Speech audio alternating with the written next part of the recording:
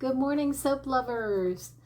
Jackie is happy. Her soap shelves are full. The soap room smells great. And if there were any out of stocks, we're back in stock, or as in stock as I can make it at this point. Hi guys, if you're new here, I'm Jackie from cornersoapshop.com, and I make really great shea butter soaps. Go check out the website if you want to see what I have. Come back here if you have a question and leave it down in the comments below. So what did I put on the shelves? I restocked several of the florals, so lavender oatmeal, lavender spearmint, lily of the valley, and the sweet earth, that's the lavender patchouli vanilla. And then we got to black raspberry vanilla goat milk, patchouli, citrus splash, the eucalyptus, that one has been out for a little bit, unscented coffee scrubby soap, and my newest soap, which I'll show a picture, is the mint basil. That one was kind of funny how that all came together. I made two kind of new summertime recipes this month, and they both had basil and mint, fresh basil, fresh mint in them. As we were eating both of those, each time I thought to myself, oh my gosh, it's so fresh and delicious. I did remember to write it down. I had a pen by my napkin, so I wrote it down on my napkin. And if I don't write it down, chances are it's not going to be retained in the memory banks. But this time I was lucky to have that visual reminder. So when I made soap the second time this month, I had room that I could do a new batch. And so I went ahead and soaped it. It is a kind of a pretty one, as you saw from the picture, kind of green and pink.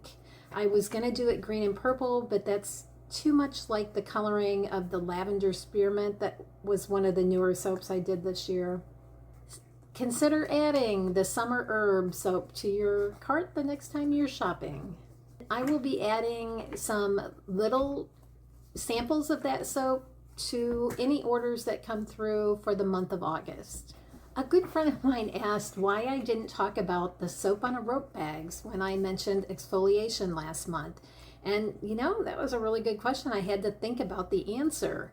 And the real answer, I guess, is that I just don't stock those like I used to. I used to sell up to 100 soap gift bags a month, and that was one of the main components of those soap gift bags. And since I'm just not doing shows anymore, those are something that I'm just not going to be restocking. So I wanted, I guess, something that you guys, almost everybody has Dollar Tree by them, and so it's easy to get. And certainly just a regular round bath poof can be used in place of a soap on a rope bag. So I wanted you to have things that you could find easily that would help you exfoliate and keep your skin looking not dry. That's the whole thing. It shouldn't look dry. It should not feel dry. Anyway, thanks for the question, Tammy. Guys, I was reading my summer issue of Real Simple magazine, and I came across this article. So find your signature scent, and I love those quizzes that they give you. So it turned out one of two perfumes is ones they recommended. Listen to this. One whiff of this fresh woodsy sage blend will transport you to the middle of a forest. It's got slightly sweet lang lang and sharp eucalyptus to make you feel like you're wrapped up in a cozy hug.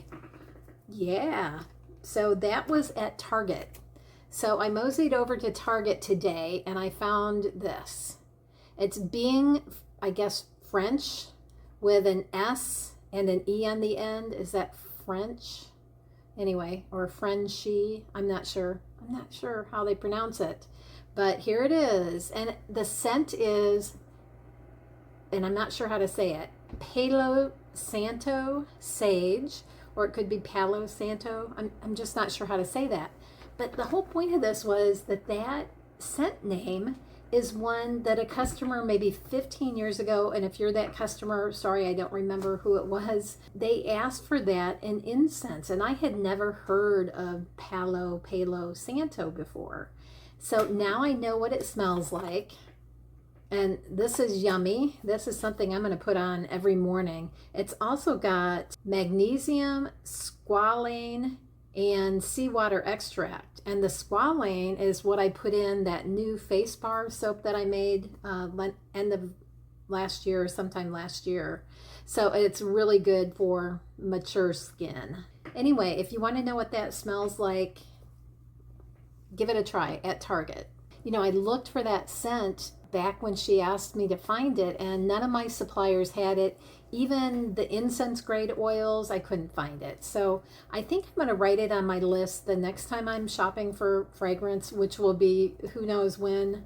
But I'm going to write it down, so that might be one that I try to duplicate, that particular scent. It's really nice. So what else is going on here in Alabama? Well, I finally got my doctor's clearance, and actually it was only about 5 weeks after I broke my heel. My podiatrist sent me back to my regular duties with the caveat, if it hurts, rest it for a couple days.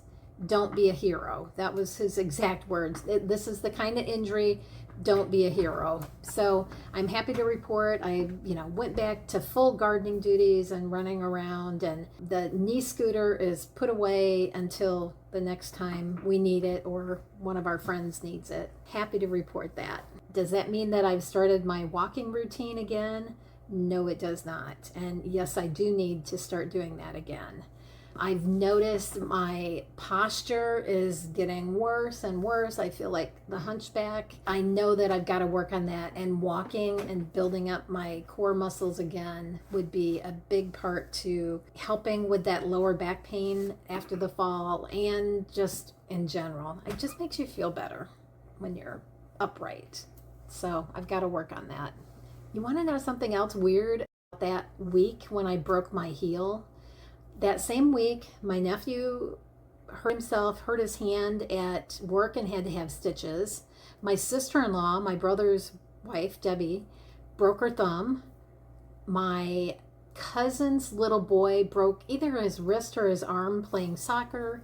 And then I just learned a couple weeks ago, my aunt broke her shoulder in a fall.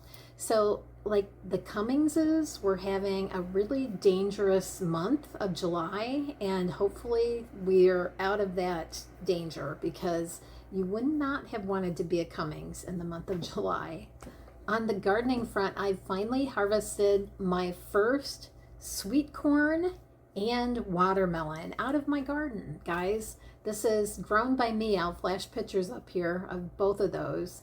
And yes, tiny harvesters. If any of you guys have big gardens, my one watermelon and 14 ears of sweet corn will mean nothing to you, but it's fun. If you guys have already signed up for the YouTube channel Famished Farm, that's my gardening channel, please do, and please interact, comment. There's this thing called the YouTube algorithm, and that is really important in judging who sees your videos. And if you have only a few subscribers like I do, and no engagement, no interaction with anybody watching it, then they just don't show it. So get online and leave me a comment.